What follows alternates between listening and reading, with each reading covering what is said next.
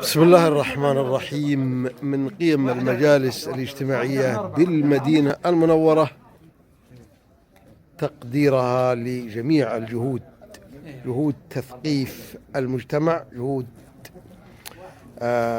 العمل على رفع المستوى الصحي ومن ذلك التطعيمات. وهنا في مجلس الهيلة مجلس الشيخ صالح مريزيق النفيعي التطعيم ضد الإنفلونزا من قبل صحة المدينة، والشيخ صالح بنفسه أول من يأخذ التطعيمة.